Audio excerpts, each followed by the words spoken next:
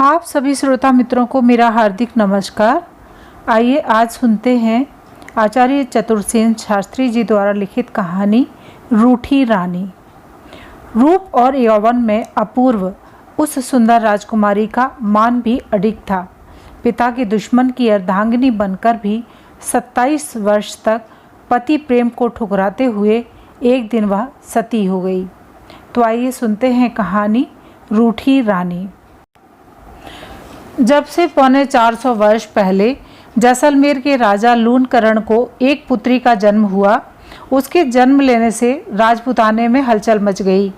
जैसलमेर की सुंदरियां उन दिनों जगत विख्यात थीं, पर लूणकरण की यह बेटी उन सब में अलौकिक थी। ज्यों-ज्यों वह शशिकला बढ़ती गई, उसके सौंदर्य की धूम मचती ही गई। देखते देखते राजपुताने भर के राजाओं ने उसकी याचना की। सखियां सोचती थीं, देखें किस भाग्यवान को यह अछूता पुष्प लाभ होता है। कुमारी का नाम उमा था। सखियां बड़े बड़े राजकुमारों के रूप गुण का बखान कर उसके मन की थाह लेती थीं, पर वह अपने रूप के नशे में किसी को कुछ गिनती ही न थी। उसकी हट निराली थी तथा साहस और आत्मसम्मान का भाव बेढब था। संसार से निराला उसका स्वभाव था। वह छुई मुई थी, उंगली दिखाई और वह मुरझाई। जब वह सयानी हुई तो माता पिता को उसके ब्याह की चिंता हुई। महाराज, आप बेसुध बैठे हैं, उमा सयानी हो गई, उसके हाथ पीले करने की चिंता कीजिए। बेटी बाप के घर नहीं खपती। मुझे भी ध्यान है, पर चिंता क्या है, राजा लोगों में चर्चा हो रही है। सांझ सवेरे कहीं न कहीं से संदेश भी आ जाएगा। उमा को मांगते तो सब हैं, पर उसके स्वभाव से मैं डरता हूँ। पराए घर कैसे निभेगी। आप भी तो अपनी ओर से किसी को लिखिए। मैं जिसे लिखूँगा उसका मिजाज आकाश पर चढ़ जाएगा। मैं भी तो राजपूत हूँ, किसी का घमंड नहीं देख सकता। सो तो ठीक है, पर जब बेटी जन्मी है तो किसी को दामाद तो बनाना ही पड़ेगा तो सोच रहा हूँ। हाँ, मारवाड़ के राव मालदेव ने भी पत्र भेजा है। मालदेव ने क्या लिखा है? लिखा है, आपका हमारा संबंध ठेठ से चला आता है, कुछ नई बात नहीं है। तो हानि क्या है? घर वर दोनों अच्छे हैं, खाक अच्छे हैं। मेरा सारा देश लूट पाट कर उजाड़ दिया, अब बेटी मांगता है। बेटी तो देनी ही है, मालदेव के ही दो, जिससे दुश्मनी तो मिटे। स्वागत अपने आप से बात करता है।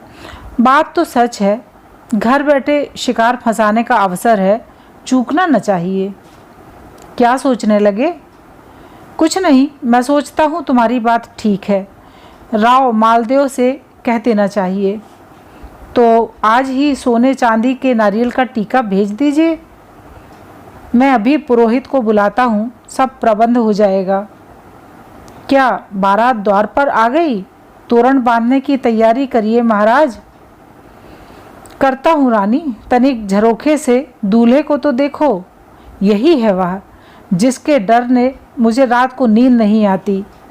अब यह मेरे द्वार पर तोरण बांधेगा। आहा हा, मेरे उसी द्वार पर तोरण बांधेगा जो बहुधा उसी के भय से बंद रहता है। पर देखती रहो मैं भी क्या करता हूँ। जो चोरी में से जीता निकल गया तो मैं रावल नहीं। बेटी तो विधवा होगी, पर दिल का कांटा निकल जाएगा। राजपुताने भर को चैन से सोना मिलेगा। हाय हाय, यह क्या सोच रहे हो? क्या जमाई से दगा करनी बेचारी है? चुप रहो रानी, रो चीखो मत। रोगी तो बात फूट जाएगी, फिर यह भेड़िया हम सबको खा जाएगा। देखती नहीं हो ब्याहने आया है, पर कितनी फौज साथ लाया है। यह तो एक दिन में ही घड़ी सार का सब पानी पी जाएगा। हम और नगर के आदमी प्यासे ही मर जाएंगे। हाय रे क्षत्रिय जाति, क्या करूं? फूल से बेटी को कैसे विधवा होने दूं? रानी, चुप रहने में ही भलाई है। मैं चुप हूँ महाराज, जो जचे सो करो। माँ, रोती क्यों हो? बेटी क्या करूं? मैं चली जाऊंगी इसलिए? हाय बेटी, कहने की बात नहीं। कहो माँ। अरे बेटी, बेटी तो बिना सींग की गाय है, जब माँ बाप ही उस पर अत्याचार करें तो किससे कहे। क्या बात है माँ, तेरे भाग्य फूटे दिखते हैं। समझ गई, तो पिता ने दगा विचारी है। आज ही रात को मुझे सुहाग और रंडापा मिलने वाला है। क्यों? हाय चुप रहो बेटी, बात फूटते ही अनर्थ हो जाएगा। वाह माँ, बात फूटने की एक ही कही। बेटी वह बड़ा जालिम है। देखा जाएगा माँ, तुम अपना काम करो। बस करो सखियों, ठहरिए, यह मोतियों की मांग तो भरने दीजिए राजकुमारी। हाय, पैर हिला दिया, मेहंदी गिर गई। अभी उसी तरह बैठी रहो, मुझे यह सब नहीं सुहाता। क्या सुहाएगा राकुमारी जी, अब सुहावना दूल्हा ही सुहाएगा, पर यह फूलों की चोटी तो गूंथने दो। तुम सब बड़ी दुष्ट हो, छोड़ दो मुझे। छोड़ना तो पड़ेगा ही, पर थोड़ी देर और। बस अब नहीं, जाओ तुम सब। चलो रे सखियों, यहाँ से चलें। चलो फिर कुमारी जी, किसी को भेज दें। भारेली को भेज दो। ठीक है, संदेश ले जाने में वही चतुर है। जाओ, बकवास न करो। भारेली, बाई जी राज, कुछ सुना? नहीं तो अम्मा को देखा, भरे हुए बादल सी फिर रही हैं, आंसू रुकते ही नहीं। कारण समझा? कारण तो समझा हुआ है, प्यारी बेटी की विदा। अरे बावली, मेरा तो सुहाग और रंडापा सब आज ही हो जाएगा। हैं? कहती हूँ ना। क्या बात है? कान में सुन। अब क्या करना चाहिए? तू भेष बदलकर चुपचाप राघोजी जोशी के यहाँ जा और सब हाल कह आ। अभी चली, पर देख किसी को कानों कान खबर ना हो। क्या आपने आज किसी कन्या के ब्याह का मुहूर्त शोधा है? केवल रावल जी की कन्या उमा आदे का ब्याह शोधा है। आप नगर में और कहीं भी मुहूर्त शोधते हैं? सारे नगर में इस काम के लिए मैं ही बुलाया जाता हूँ। आप जिस कन्या का लग्न मुहूर्त शोधते हैं, वह क्या घड़ी सुहागन रहती है? तू क्या मुझसे दिल लगी करती है? नहीं। फिर? मैंने एक गड़बड़ी की बात सुनी है। कौन सी बात? आप एक बार फिर मुहूर्त शोध कर देख लीजिए। मुहूर्त में खोट नहीं है तो भाग्य में खोट होगा। नहीं, मैंने जन्म पत्र देख लिया है। अजी कर्म पत्र तो नहीं देखा। आज बाई जी का कर्म फूटेगा। क्या रावल जी ने कुछ दगा बिचारी है? हाँ। राम राम, राजाओं को धिक्कार है। महाराज कुछ उपाय कीजिए, धिक्कार देने से क्या होगा? मैं गरीब ब्राह्मण क्या कर सकता हूँ? सब कुछ कर सकते हैं। तू ही बता, क्या करूँ? अच्छे जोशी हुए, राज दरबार जाते हैं और अब मुझसे उपाय पूछते हैं। तू बुद्धिमती प्रतीत होती है, बता क्या करूं? तुरंत राव मालदेव के यहाँ जाकर उन्हें सावधान कर दीजिए। बात तो ठीक है, तो मैं बाई जी से कह दूं? क्या तू भारेली है? जी हाँ। अच्छा कह दे, मैं अभी जाता हूँ। रावल जी की जय हो। महाराज बरौठी का मुहूर्त आ गया है, सवारी की आज्ञा दीजिए। अच्छा, बारात वालों को भी कहला भेजो। हाँ, एक बात मुझे मारवाड़ के ज्योतिषियों से पूछनी है। कौन सी बात? जन्म पत्र से तो नहीं, पर बोलते नाम से आज राव मालदेव जी को चौथा चंद्रमा और 8वां सूर्य है। दोनों ग्रह घातक हैं, कोई ग्रह 12वां नहीं है। नहीं तो जाने दीजिए, क्या ज्योतिषियों ने देखभाल लिया होगा? आपके कहने से व्यर्थ आशंका बढ़ेगी। नहीं, मेरा धर्म है कि उनसे कहकर समाधान करा दूं। कैसा समाधान? यही दान दक्षिणा आदि। यह काम यही हमारी तरफ से करा दीजिए। जी नहीं, यह उन्हीं की तरफ से होना चाहिए।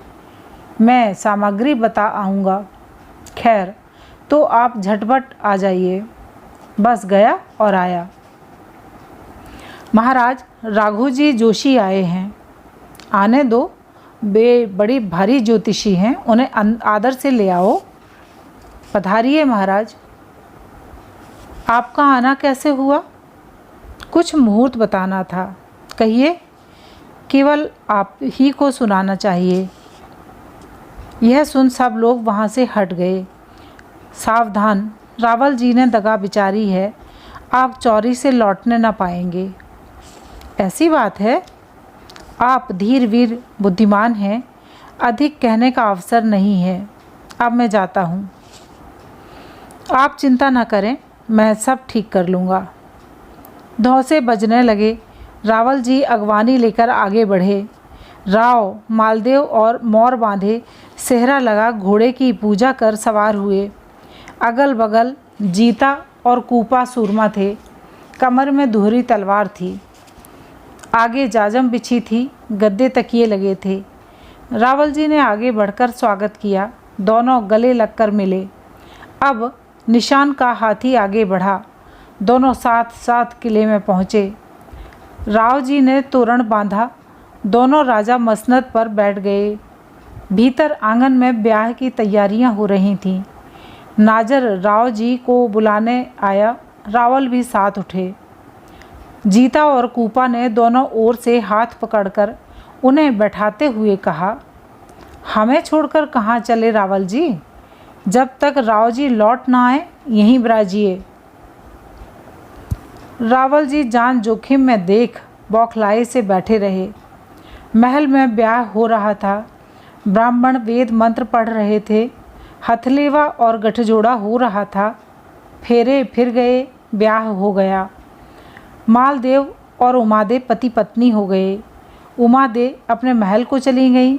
सहेलियां राव जी को उमादे के महलों में ले चलीं। महल में एक जगह भारेली आदि कुछ सुंदरियां गा रही थीं।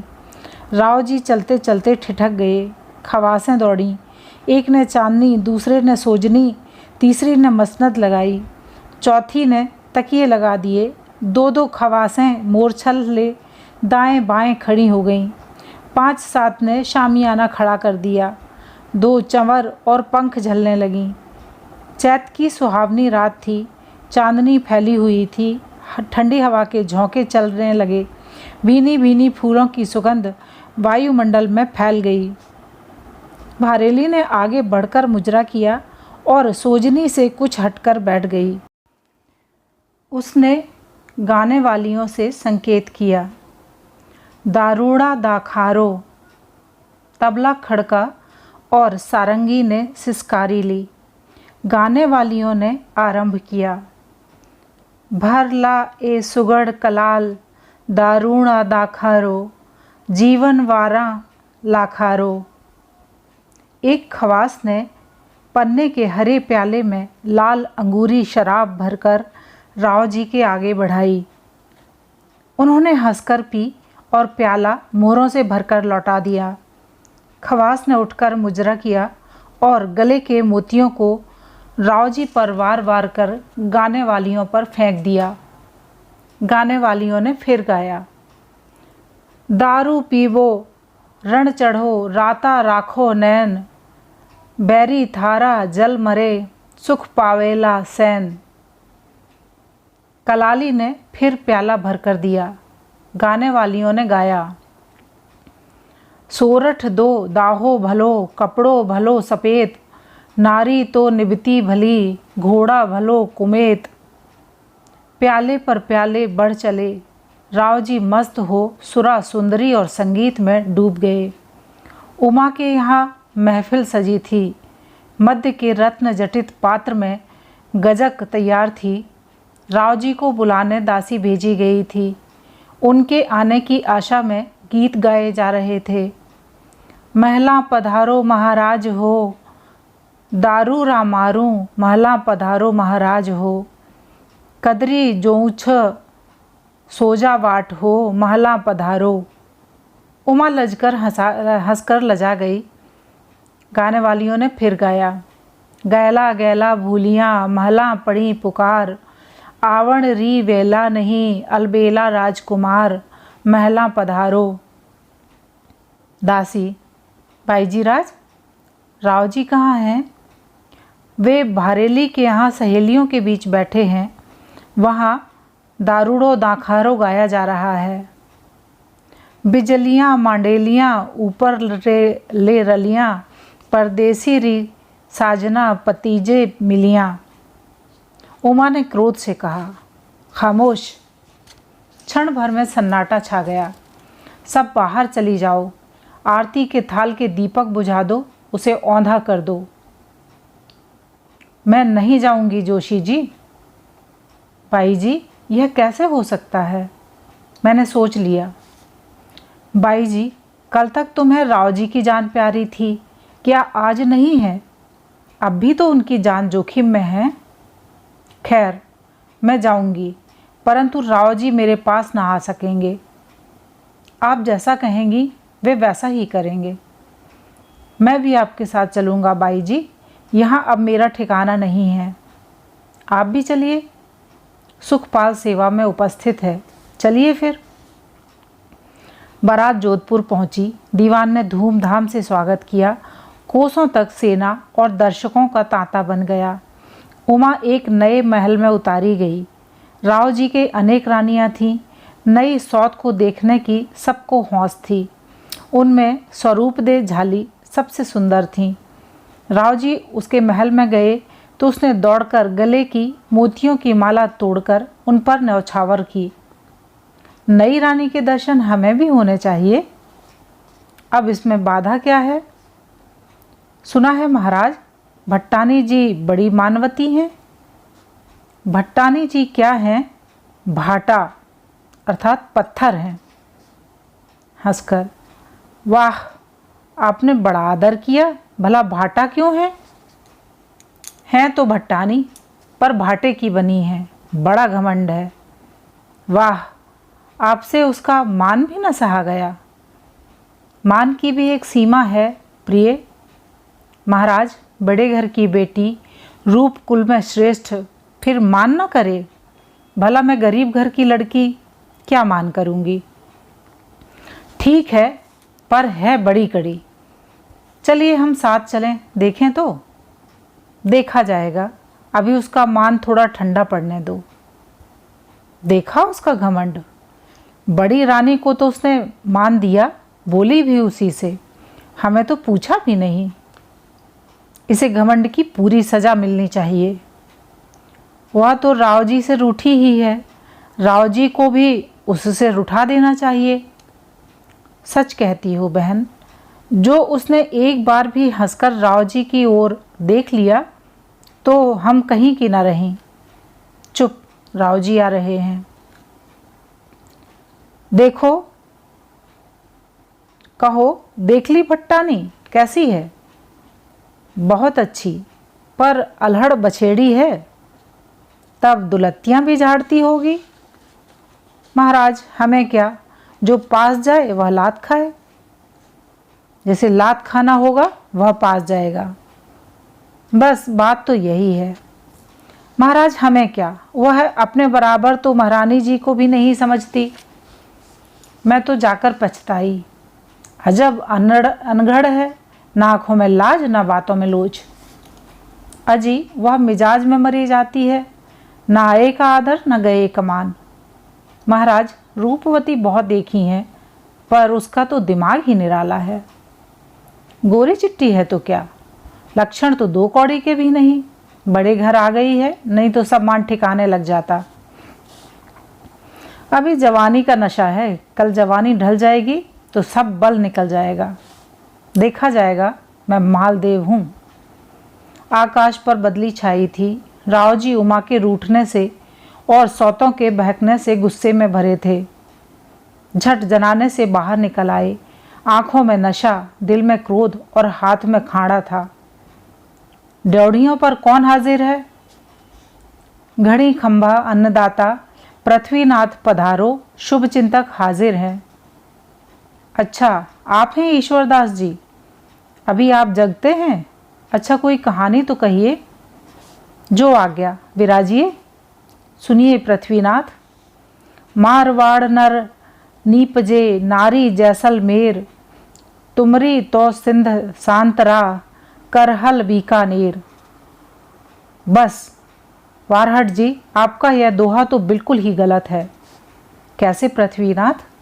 जैसलमेर की नारी की प्रशंसा आप करते हैं, पर हमें तो वहाँ की स्त्रियों से कुछ कहना नहीं है। क्यों अन्नदाता, यह क्या आज्ञा करते हैं? जैसलमेर की अच्छी से अच्छी स्त्री उमादे अजी, वह तो फेरों की रात से ही रूठी बैठी है। धन्य महाराज, चलिए अभी मेल करा दूं। वाराहट जी, आप चलते तो हैं पर वह बोलेगी भी नहीं। महाराज, मैं चारण हूँ। चारण मरे को बुला सकता है, वह तो जीती हैं। देखें फिर आपकी करामात। मैं ईश्वरदास वारहट बाई राज से कुछ कहने राव जी के पास से आया हूँ। बाई जी पर्दे के पास बैठी हैं। आप कहिए क्या कहते हैं? बाई जी मुजरा, घड़ी खंबा। बाई जी राज से मेरा मुजरा। राव जी ने धीरे से कहा, मैं कहता ना था कि वह ना बोलेगी। मुर्दा बोले पर यह ना बोले। बाई जी, मैं भी आप ही के घराने का हूँ, इसी से बाई जी करता हूँ। ऐसा ना होता तो देखती कि आपको और आपके घराने को कैसा लजाता। यह क्या बात है कि मैं तो मुजरा करता हूँ और आप जवाब ही नहीं देती। रानी चुप रही। बाई जी, आपने अपने पूर्वज रावल दूदा जी का नाम सुना होगा। जब वे मुसलमानों से लड़कर काम आए, तब उनकी रानी ने चारण हुम्पा जी से कहा कि राजा का सिर ला दो, मैं सती होऊंगी।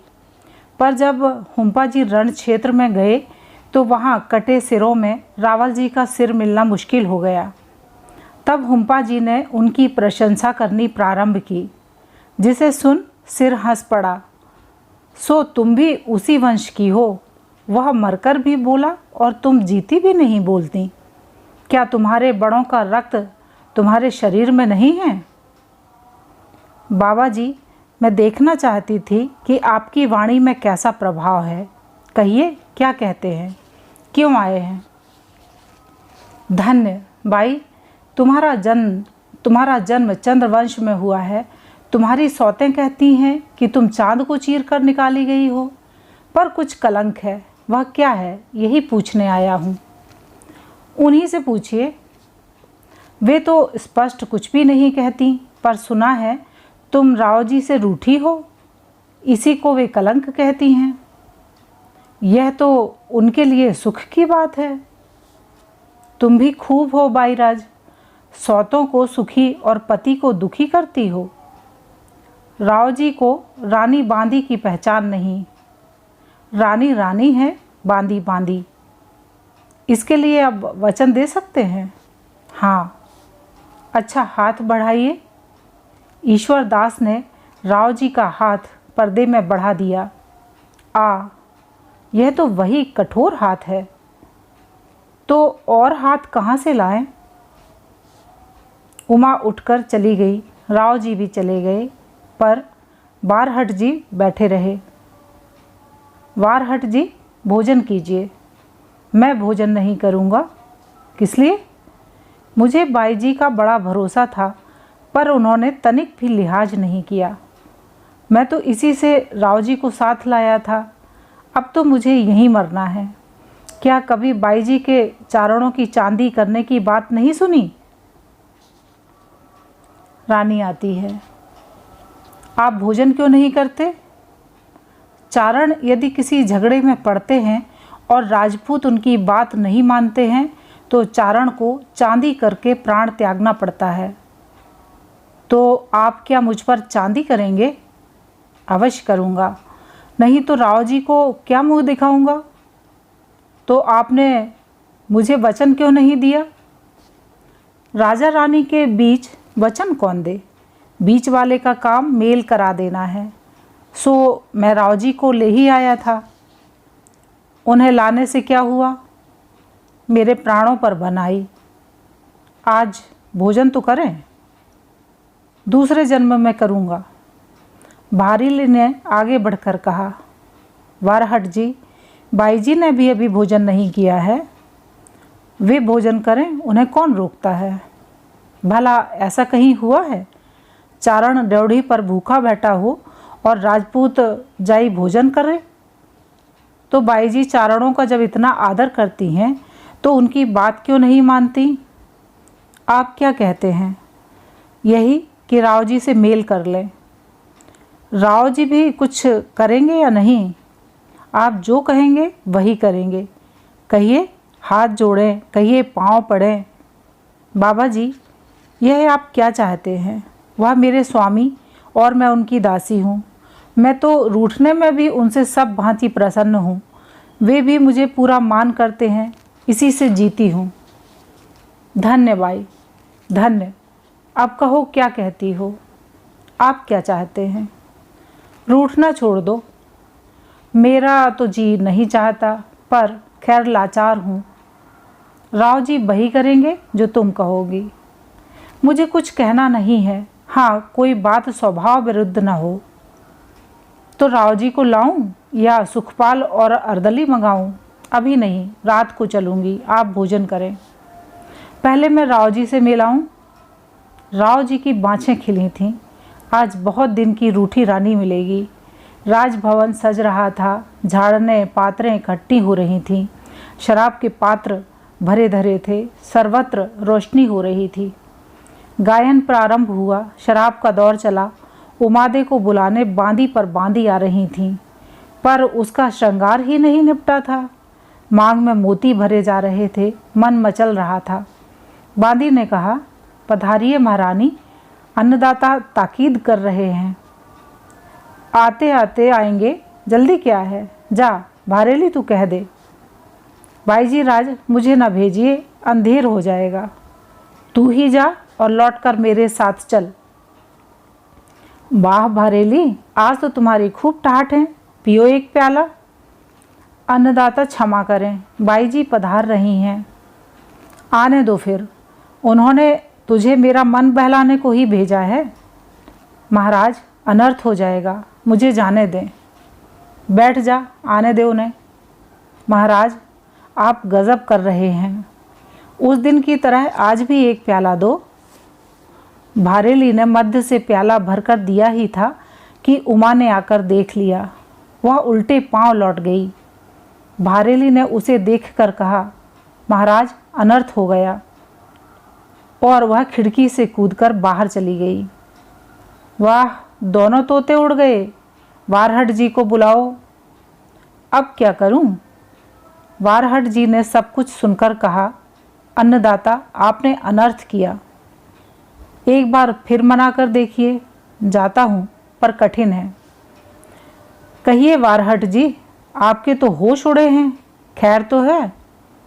पृथ्वीनाथ, राजभवन सूना पड़ा है। रानी बुर्ज में जा बैठी हैं। सखियों ने सफ़ेद चांदनी तानकर पर्दा कर दिया है। लौंडियाँ पहरे पर हैं। उर्दू बेगमें नंगी तलवार लिए खड़ी हैं। मेरा निकट जाने का साहस नहीं हुआ। क्या भट्टानी बुर्ज में जा बैठी? यह क्या किया? महाराज, बुर्ज का भाग्य खुल गया। आज उस पर सती का वह तेज बरस रहा है जो पृथ्वीराज के सिंहासन पर भी न बरसा होगा। चांदनी का पर्दा पड़ा है, नंगी तलवारों का पहरा है। तब तो उसे मनाना कठिन है, बहुत कठिन। आपने बहुत अंधेर किया। अब क्या हो, मैं पछताता हूँ। अभी तो बाई जी 2-4 दिन महल में आती दिखती नहीं। क्या प्रबंध किया जाए? मैं तो कल ही बीकानेर पर चढ़ाई करूँगा। आप वहाँ बुर्ज के पास कनातें खड़ी कराकर चौकी पहरे का प्रबंध करा दीजिए। जब उसका मिजाज ठंडा हो जाए तो समझा बुझाकर जोधपुर ले आइए। जो आज्ञा महाराज। बाई जी से अर्ज करो, दीवान हाजिर हैं। दीवान जी क्या चाहते हैं? राव जी के हुक्म से यह रामसर का परगना बाई जी राज के नाम लिखा है, सो हाजिर है। उसका प्रबंध हमारी तरफ से तुम स्वयं करो, जैसी मर्जी। ड्योढ़ी पर किलेदार ने तंबू पर्दे का सब प्रबंध कर दिया है। वह सुबह शाम स्वयं हाजिर होगा। उसे इस चाकरी का सिरोपाव दिया जाए। जो हुक्म। अजमेर का हाकिम मुजरा करता है, वह क्या कहता है? बाईजी राज, राव जी ने बीकानेर जीत लिया है, पर शेर शाह हुमायूं को भगाकर आगरे आ पहुंचा है। बीकानेर के राजा रईस सब मिलकर उसे रावजी पर चढ़ाने को ला रहे हैं। रावजी 80,000 सेना ले उसे मोर्चा लेने आ रहे हैं। सो किले पर जंगी बंदोबस्त जारी करने का हुक्म हुआ है। आपके लिए जोधपुर पधारने की मर्जी हुई है। मुझे क्या भय है, मैं राजपूत की बेटी हूँ। विपत आई तो जलकर नहीं मरूंगी, मर्द की तरह लड़ूंगी।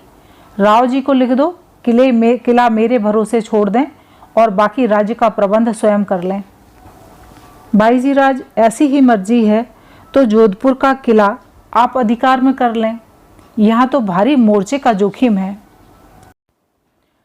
अच्छा, अजमेर न सही, जोधपुर ही सही। सवारी का प्रबंध कर दो। यह मौका न आता तो मैं यहाँ से जाना नहीं चाहती थी। वारहट जी, यह क्या बात है? सौत हमारी छाती पर चली आ रही है। इस बला को टालिए।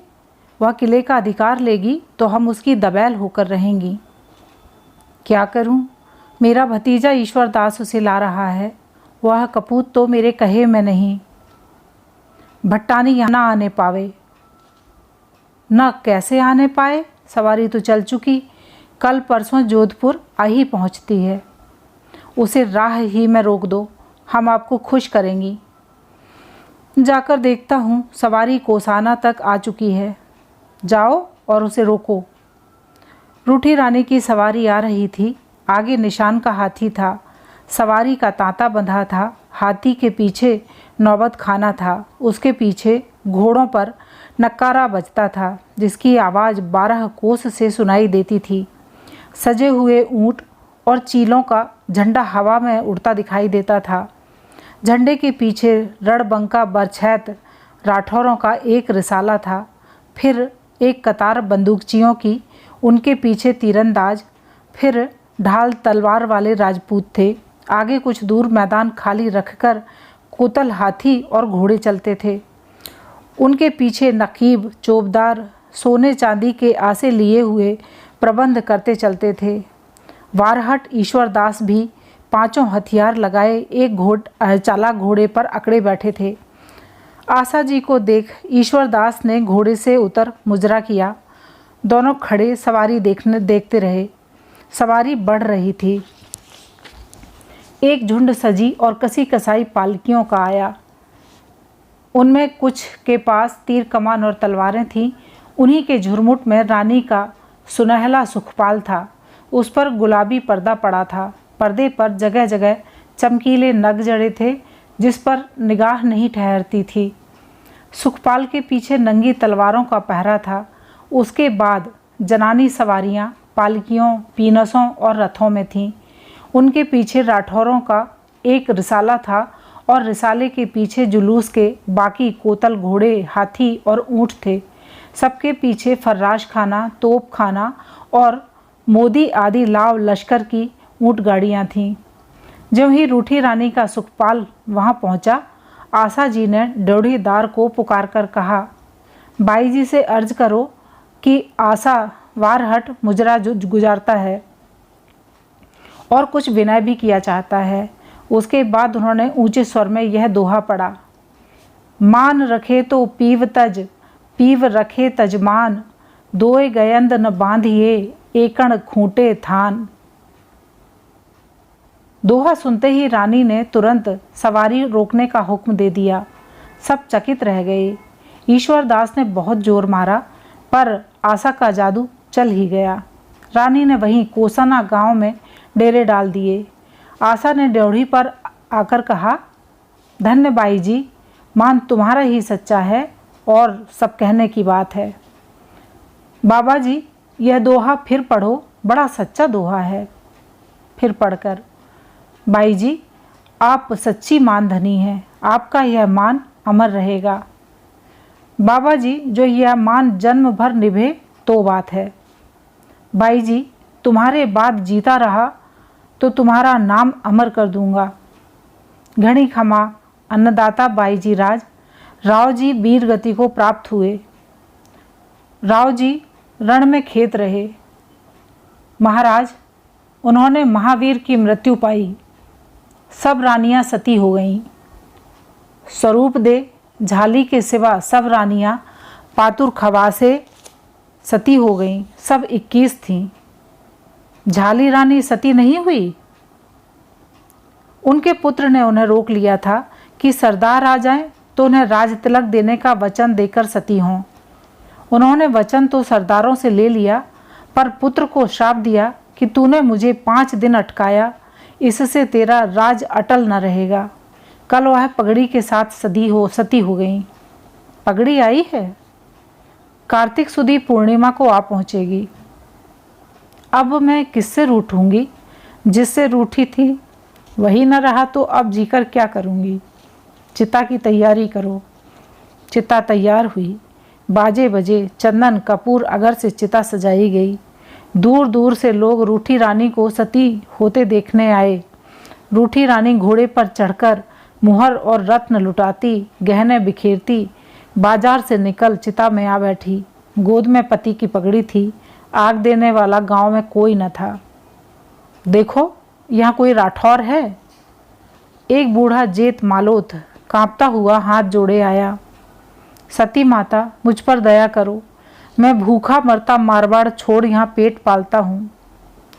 डरो मत ठाकरा, स्नान करके चिता में आग दे दो। तुम राठौर हो, इसी से तुम्हें बुलाया है। सती माता, आग तो मैं दे दूंगा, पर जाजम डालकर 12 दिन मैं कहाँ बैठूंगा? मेरा तो घर भी इतना बड़ा नहीं कि जोधपुर की रानी को दाह करके शोक की जाजम बिछाकर बैठूं। मुंशी हाजिर है। हुक्म अन्नदाता सती माता, अभी राणा जी को हमारी ओर से चिट्ठी लिख दो कि इस केलोह गांव का और 10,000 की पैदा का इस ठाकुर के नाम पुष्ट दर पुष्ट का पट्टा कर दें। जो आज्ञा माता। स्नान करके ठाकुर जी ने चिता में आग दे दी। इस प्रकार रूठी रानी ब्याह के 27 वर्ष बाद इस भांति सती होकर अमर हुई। अभी आप सुन रहे थे आचार्य चतुर्सेन शास्त्री जी द्वारा लिखी हुई कहानी रूठी रानी। धन्यवाद। नमस्कार।